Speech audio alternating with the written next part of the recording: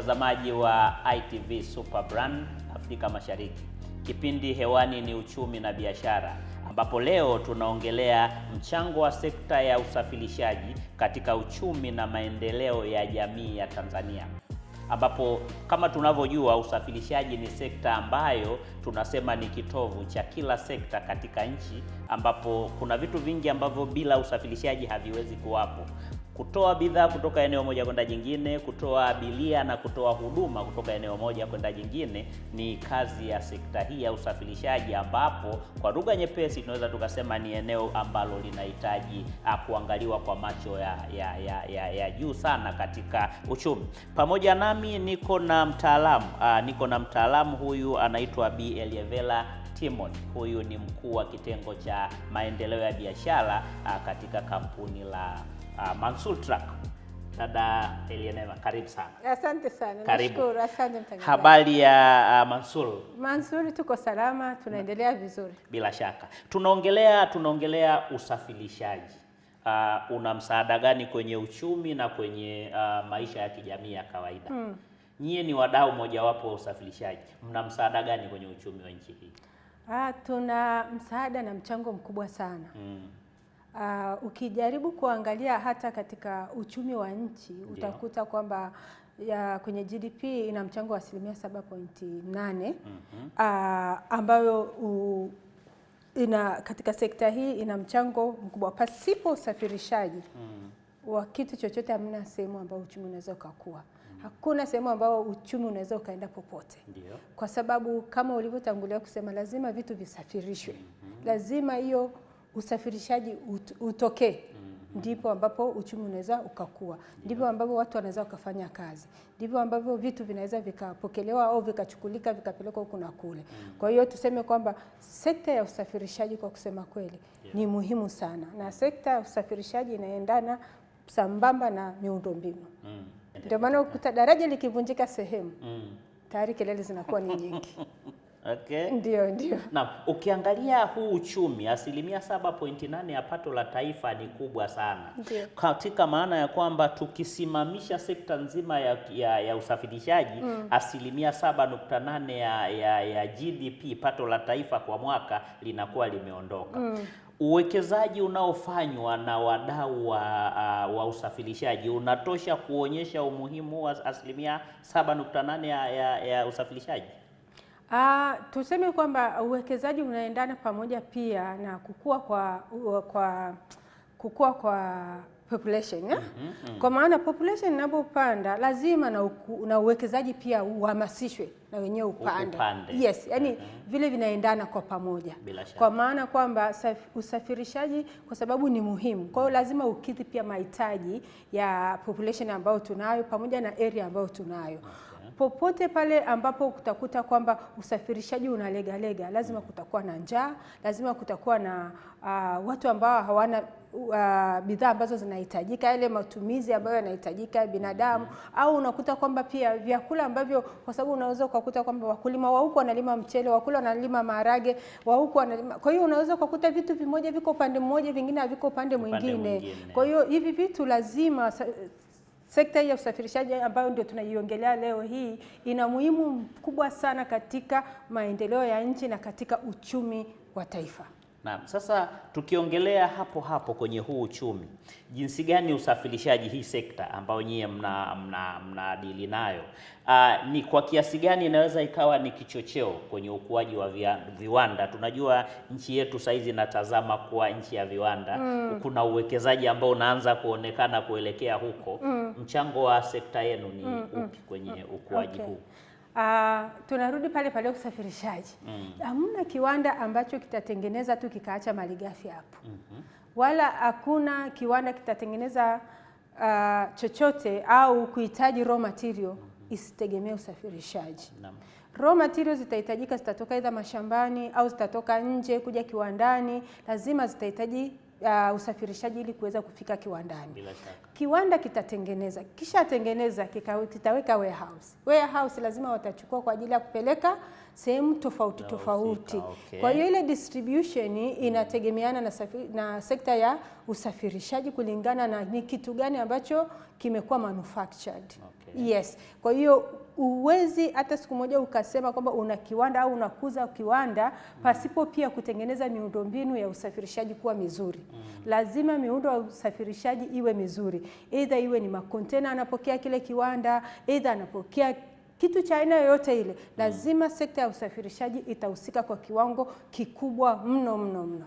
Okay. Ndio. Naam, tukiongelea nye kama wadau, eneo la ajira Tanzania ni changamoto kubwa, vijana wengi wako mtaani na vitu kama hivyo. Ndio. Mna mchango gani kwenye eneo hili la ajira kwenye hii sekta yenu ya usafirishaji? Okay. So niseme globally kwamba globally inakadiriwa kwamba kwenye sekta ya usafirishaji watu kama milioni 200 wako kwenye sekta ya usafirishaji. Ndiyo. Na huenda hapo labda wamefanya tu ile survey ya madereva tu. Lakini tunaposema sekta ya usafirishaji kama sisi ambao tunauza magari ni kwamba tunaenda mbali zaidi, sio madereva tu. Tunaangalia wale ma technicians ambao tumeweka. Naenda sana kwenye upande wa technicians kwa sababu ndio sehemu kubwa katika kampuni inachukua manpower kubwa. Yes, toa marketing, toa sales, toa HR na nini, hizo zinakuwa sio kubwa sana. Kubwa sana inakuwa kwenye after sales. Kwa nini after sales? Ni kwa sababu tunapouza magari tunategemea magari yarudi kwa ajili ya service, kwa ajili ya kuweza kuwapa vipuri sahihi, lakini pia kwa ajili ya kuweza kuwafikia wateja kule walipo. Kuliko mteja kuja kutufuata sisi tulipo, bora tumfuate. Ndio maana unakuta katika zile transportation corridor, kwa mfano labda magari yanayoenda Zambia, lazima sisi tuwe na duka labda pale Mbeya, Tunduma, Dodoma, ili akipata anything in between tuweze kuaccommodate. Kwa hiyo ukuaji wa ajira katika hii sekta ya usafirishaji ni mkubwa sana sana. Watoto wengi au wanafunzi wengi wanatoka VETA. Tunao wengi sana wanakuja kwenye kampuni za usafirishaji, tumewaemploy. Lakini pia tuseme sasa madereva ambao ndio sasa nguzo kuu ambao wameajiriwa sasa na wasafirishaji wale ambao ndio wananunua magari ni wengi mno mno mno. Unakuta kwa mfano msafirishaji mmoja labda ana magari 100, ana magari 200, 300, ngapi. Hizo gari zote zinahitaji, kila gari inahitaji dereva, na si ajabu sio dereva mmoja kulingana na masafa anakokwenda. Kama anaenda masafa ya mbali utakuta labda ana dereva wawili au labda lazima awe na utingo. Utingo ni conductor. Msaidizi. Kwa hiyo unakuta na yeye yule pia yuko kwenye payroll. Unaona? Kwa hiyo hii sekta ya usafirishaji ni pana na ni kubwa sana. Okay. Yes, ni kubwa na lazima ipewe umuhimu wake. Tumeongelea kwenye ajira, lakini kuna watu ambao pengine hawahitaji ajira, lakini wanahitaji kurahisishiwa maisha yao, jamii kwa ujumla. Sekta hii na mchango gani kwa hii jamii ambayo mnaihudumia? Nikuulize tu ndugu mtangazaji. Wewe unanunuaga dawa? Dawa? Nanunua. Zimefikaje? Oh. Okay. Umeelewa? Nakuelewa. Kwa hiyo pale mimi nakaa maeneo ya huku Dar es Salaam. Pale mtaani kwangu ninapoweza kuaccess dawa ni kwa sababu kuna usafirishaji umetokea. Imeletwa. Yes. Natoka naenda, hata kama ninaenda duka la Mangi naenda kununua kiberiti. Lazima kuna usafirishaji umetokea. Akijazalishwa pale kwa Mangi. Okay. Kimetoka huko. Kimeletwa pale. Kwa hiyo sekta ya usafirishaji ni muhimu mno kwa jinsi ambavyo jamii inavyokuwa inakaa sehemu moja. Lazima zile huduma muhimu zote ziwepo, vyakula, madawa, sijui nguo, sijui vitu gani, vyote vile vinahusika na usafirishaji. Na sasa hivi unaweza kaona hata kule mitaani wenu unakuta lori kubwa liko pale linapakua soda au maji ya kunywa, yamekuja kwa wingi sana. Jamii ile ili iweze kunufaika. Kwa hiyo jamii inanufaika na inaweza kupata matumizi ya kila siku kwa sababu sekta ya usafirishaji play a big role. Yes. Kuna usafirishaji na logistics, kwamba huyu anaweza kawa nasafirisha, lakini huyu mwingine ndo logistics, yani muunganiko mzima kutoka kinakotengenezwa kiberiti mpaka kifike kwa Mangi. Ndio. Kuna mwingiliano wowote na nyie kama wadau wa usafirishaji?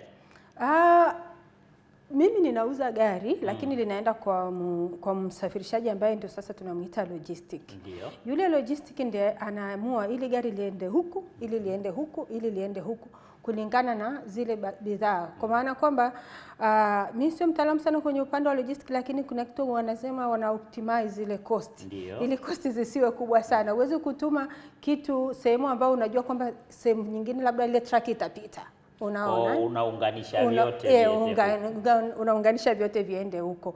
Kwa maana hiyo ninasema kwamba upande wa logistic ni muhimu wakaangalia kwamba ni upande gani unahitaji nini na upande gani ni kitu gani kinahitajika, ili kusiwepo na sehemu ambayo labda wanakosa huduma fulani na huduma fulani hazipo sehemu fulani.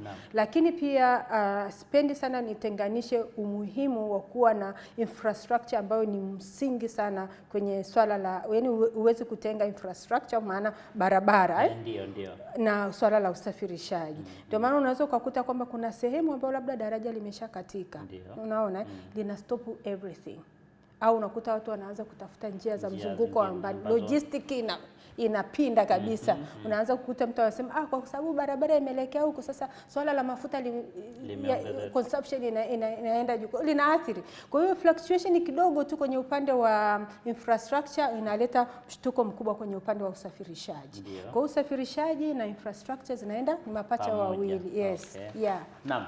Mpenzi mtazamaji wa ITV The Super Brand Afrika Mashariki, kipindi hewani ni uchumi na biashara, ambapo leo tunajadili mchango wa sekta ya usafirishaji katika uchumi na maendeleo ya jamii.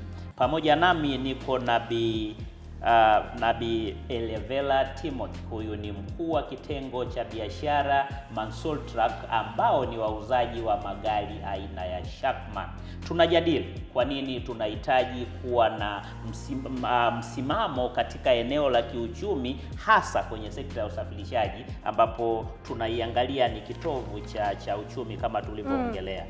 Tuangalie muunganiko wa hii sekta na sekta zingine. Imesimama eneo gani sekta ya usafirishaji ukiangalia na sekta zingine zote? Sekta ya usafirishaji ni, ndugu mtangazaji, nataka niiweke katikati, center. Ndio. Nitaisimamisha pale katikati kabisa, kwa maanisha kwamba mtu ambaye ni mkulima, sekta ya kilimo itahitaji msafirishaji. Aidha sio mazao tu, hata mbolea kupelekewa, anahitaji msafirishaji. Viwanda anahitaji msafirishaji. Sijui construction, sijui vitu gani, anahitaji msafirishaji. Wote hawa wanahitaji huduma, wote hawa wana vitu vya kusafirisha, aidha kupokea au kupeleka. Kupokea au kupeleka. Kupokea au kupeleka. Vyote hivi ndio maana sekta ya usafirishaji sio kwa sababu tu ninafanya kazi upande huu ninasema naipendelea, hapana. Lakini jinsi ambavyo mimi ninaiview na nina experience ya miaka 14 kwenye industry, ninaiview at the center of the economy. Okay. Yes. Na kama eco center, uwekezaji au mtazamo wa wadau wa wasafirishaji umeiweka center, au tunaiona eco center sisi wa ndani, lakini wadau wanaoitazama hawajaiweka pale, yani hawajaipa umuhimu ule ambao inabidi iwe? Siwezi kusema kitu kinakuwa completed in one day. It's a continuous process. Ndio. Kwa maana kwamba kuiweka center au kuonekana kwamba iko pale center, kwa sasa hivi tuseme kwamba wadau wote wanakutana, wanaongea, wana changamoto, wana sehemu zao za kuaddress. Kwa mfano Tatua ni sehemu nzuri sana ambao wasafirishaji wengi wanapeleka vilio vyao pale, vinapata kutatuliwa. Kwa hiyo kuna channel ambayo imeshatengenezwa na wao wadau ambao wanapeleka kero zao pale, zinaweza kupelekwa serikalini kwa ajili ya kutatuliwa. Kwa hiyo kuseme kwamba hata wao wanaivalu kwa maana kwamba wanaona ni sekta muhimu, na ndio maana wameweza kuitengenezea hata association yao ambayo ndio speaker wao kwa upande wa serikali.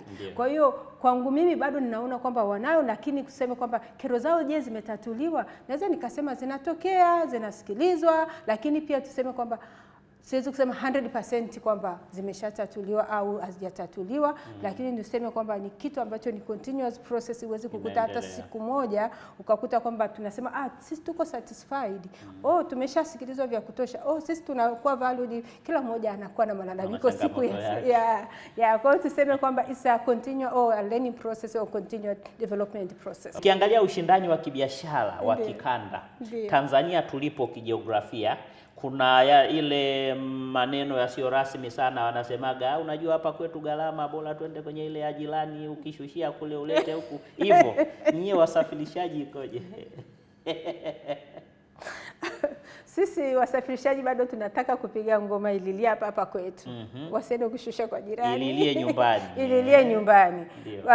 Tuseme kwamba ninaipongeza serikali yetu kwa juhudi nzima ambazo wanafanya, improve port yetu, lakini pia Mtwara pia vile vile kwa ajili ya kuhakikisha kwamba wasafirishaji au mizigo inayokuja inatoka kwa upesi, lakini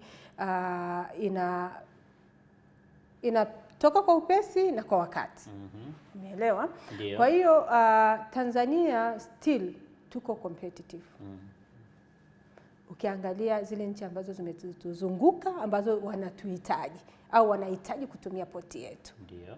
Ni sisi tuendelee kuchangamka na kuendelea kila siku kurelax, kuendelea tusogee. Tuendelee kuimprove. Kila siku tuendelee kuimprove, kuwa innovative na kuendelea kuangalia changamoto kila siku na kuziaddress kwa upesi, ili mazingira yale ambayo majirani wanatuhitaji waone huku ni mazuri zaidi na zaidi. Kila siku tuendelee kupanda zaidi na zaidi, ili waendelee kutupenda. Sawa sawa. Ndio. Tunaangalia sekta ya usafirishaji. Nyie mnauza magari. Ndio. Nani taarifa zinasema kwamba idadi ya uhitaji wa magari inapanda kila mwaka. Inamaanisha uchumi wetu unakuwa au magari yanashuka bei? Ndugu mtangazaji, huwezi kununua tu gari ukaliweka kwa sababu limeshuka bei, si ndio? Hapana. Kila anayenunua ina maana lina kazi. Kuna sehemu linaenda. Kabisa. Na niseme tu kwa sasa hivi tuna experience a good booming kwenye upande wa tippers, construction. Inapanda, lakini pia tuseme magari generally, ununuzi wa magari tukiangalia trend haijawahi kushuka. Tanzania inapanda zaidi na zaidi na zaidi kila siku. Tukiangalia magari yaliyouzwa mwaka jana ni mengi kuliko yalikouzwa mwaka juzi. Tunasubiri mwaka huu tuone. Tunaenda wapi. Yes, lakini nina uhakika kabisa itakuwa imepanda kwa sababu hata ukipita tu barabarani sura inakueleza ni kitu gani kinachoendelea. Kwa hiyo inamaanisha kwamba uchumi wetu una grow. Lakini pia ni kielelezo kwamba hata majirani wanatumia hapa. Ndio maana unaona hiyo trend ambayo inapanda. Kwa hiyo wanapitisha kwetu kwenye ile idadi ambayo ilibidi iwe kwa majirani. Inaonekana kwenye takwimu zetu kwamba mwaka huu haya. Sidhani kama, sina uhakika kama gari ambalo linaenda transit moja kwa moja kama linaonekana kwenye takwimu zetu. Ambacho naongelea ni kwamba takwimu zinazoonekana ni yale magari ambayo yanauzwa hapa. Ina maana hala msafirishaji wa hapa either amejitanua na biashara kule nje pia au ana mikataba pia kupeleka bidhaa kwa nje. Kwa hiyo ninaiona ukuaji wa takwimu za uingizaji wa magari kwa hapa Tanzania kwa sisi wauzaji, naona unakuwa baada ya siku kila siku. Ukiangalia sekta, pamoja na kwamba tumekubaliana sekta ya usafirishaji ipo katikati ya sekta zote zinaitegemea. Sekta ipi inahitaji sana magari? Hasa haya ya kibiashara, trucks. Sekta gani inakula sana hii huduma? So usafirishaji ni uchambue kidogo. Usafirishaji, kuna usafirishaji ambao tunaita long haulage. Long haulage ni yule ambaye labda kwa mfano anasafirisha mafuta anatoka hapa Tanzania anaenda Kongo. Hiyo ni long haulage. Lakini kuna msafirishaji ambao tunaimita ni general cargo. General cargo huyu ni mtu ambaye ana flatbed, anabeba container, anaweza akaenda na kitu akarudi na kitu. Yaani aendi na kitu akarudi bure. Kwamba huyu wa mafuta ni most likely akienda atarudi hivyo hivyo. Anarudi hivyo. Sawa. Unaona? Lakini pia tuna hao wote hao wawili nimestamka, general cargo pamoja na mafuta, hao wote wanatumia head tractor, kichwa, sawa, anaweka trailer, anafunga. Alafu kuna sekta ambayo ni ya construction, ambayo ni wakandarasi, au wanatumia tipa. Ile ya kushusha mzigo. Ile ya kunyanyua, unaweka mchanga, inanyanyua yenyewe. Kichwa kina trailer yake, inakuja tayari na trailer yake. Sawa. Kwa hiyo lazima inyanyue hydraulic, lazima uwe na hydraulic kwenye chuma, inyanyue imwage. Kwa hiyo ile wanatumia sana wakandarasi. Okay. Lakini pia hiyo tipa pia anatumia pia mtu wa mining vile vile, kwa maana anachukua labda vitu kutoka kwenye shimo kule, anapeleka, anatoa vitu kama hivyo. Kwa hiyo tuseme sekta zote hizo ni muhimu, na sekta zote hizo tunaziona zinakuwa kulingana na jinsi ambavyo mahitaji ya kila binadamu yanatokea kwa kila siku. Uhitaji wa masoko, uhitaji wa kusafirisha nje ya nchi vinahitajika kila siku. Kwa hiyo yale mahitaji ni kama demand and supply. Mahitaji jinsi yanavyokuwa ndivyo na hivyo sekta ya usafirishaji inakuwa. Okay. Kwa hiyo ukuaji unategemea pia na mahitaji yetu. Ndio. Yes. Sasa sekta kama tunavyoiona ina mwingiliano katika maana ya kwamba kuna wadau wa nje, kuna wadau wa ndani kiuwekezaji. Tumefanya vya kutosha ili kuweza kutamanisha watu wa nje zaidi waje wawekeze kwenye hii sekta, au bado tunahangaika nayo wenyewe wa ndani?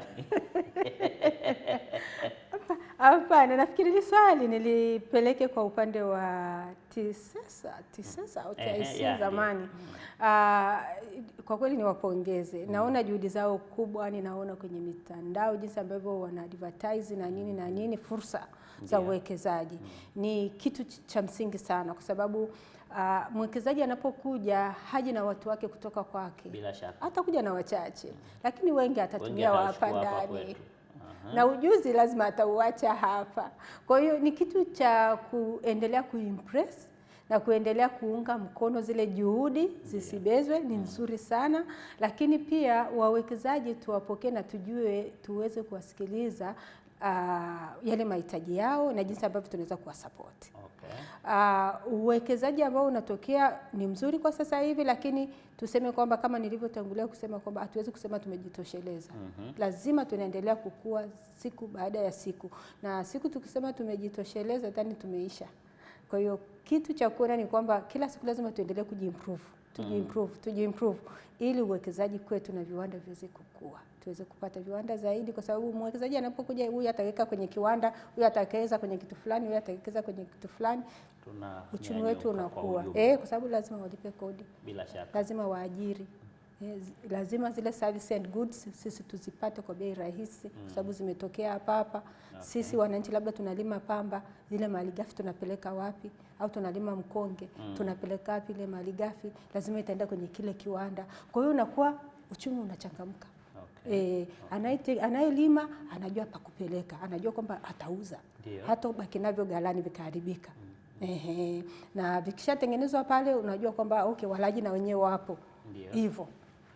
Mnaangalia nini kwenye uwekezaji wa magari? Yaani ninahitaji magari kwenye biashara yangu, ni kitu gani na kitu gani niangalie? Wewe tayari unajua, tumsaidie mfanyabiashara anataka kuingia huko ili afanye kwa faida.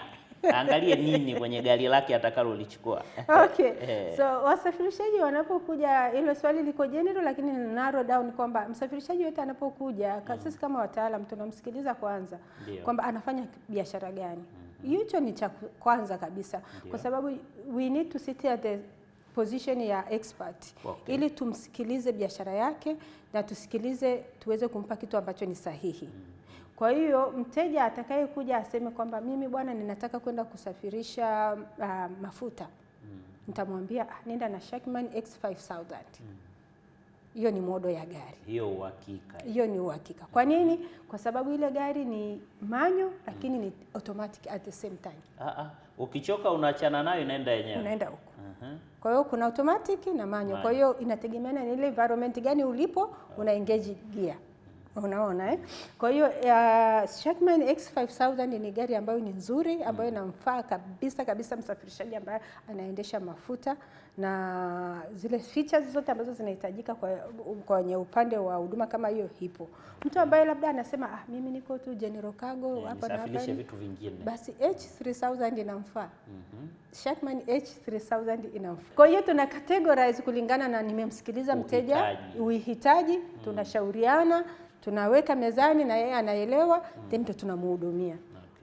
Mteja anakuja mwingine anasema mimi nahitaji tipa. Okay, unahitaji tipa yenye cubic ngapi? Tunaangalia na compliance pia za nchi, kwa sababu uzito na nini, vitu kama hivyo. Kwa hiyo tunaweza kushauriana. Kwa hiyo kuna mteja ambaye labda anachukua tipa lakini anapitisha barabarani, ambaye anaenda kwenye mizani, huyo lazima tumwambie chukua 6x4. 6x4 hiyo ni configuration ambayo inaweza ikabeka mpaka hiyo cubic mita 20. Sawa.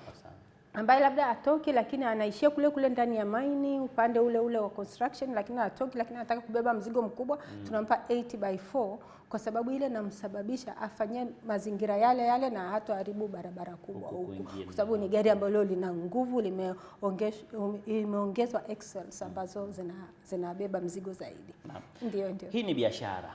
Na wafanyabiashara wengi wanasema biashara bwana, moja ya mafanikio ni kutumia hela za wengine.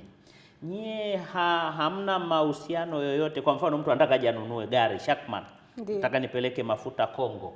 Hamna mahusiano labda na nani za mikopo za kifedha, ili mimi nikija kununua kwenu niweze kupata msaada wa kifedha ili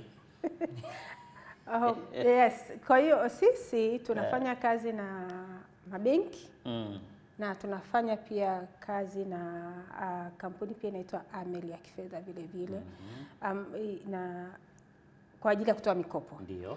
Wasafirishaji wengi au wanunuzi wengi ni wachache wanakuja kwa cash, wengi wanategemea mikopo, na ndio anapita kwenye hii taasisi, anapewa, taasisi inaunganishwa na wewe, anapewa gari, anaondoka. Ndio, kwa maanisha kwamba sisi tutalipwa na taasisi ya kifedha, na yeye atalipa kwenye ile taasisi.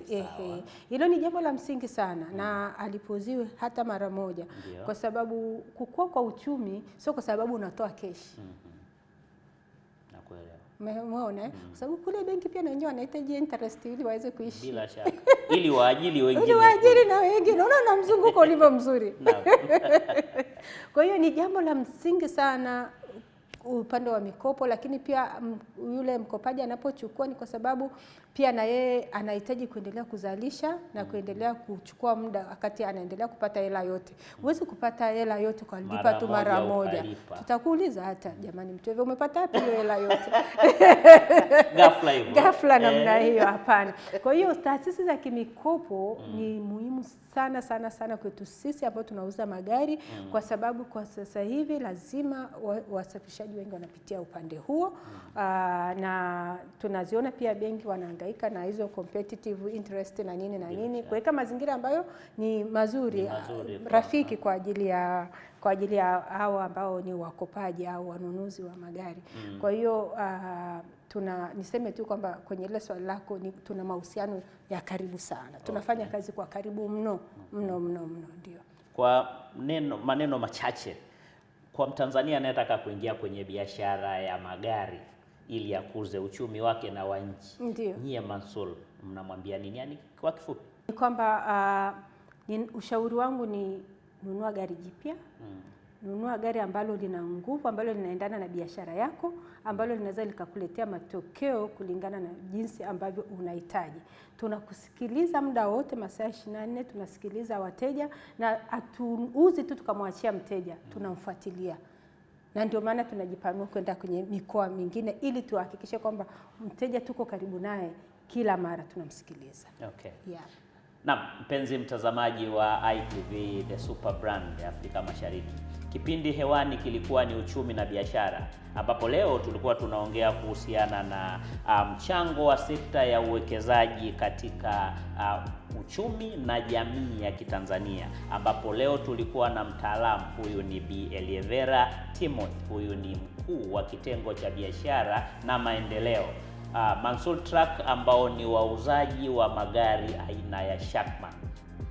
Tunakushukuru nawe kuwa nasi katika kipindi hiki. Tunakukaribisha tena katika kipindi kijacho cha uchumi na biashara. Kwa heri kwa sasa na asante. Asante sana. Nashukuru, asante kwa kunikaribisha. Tuma maoni yako kuhusu kipindi hiki kupitia mitandao yetu ya kijamii: Facebook ITV Tanzania, YouTube ITV Tanzania.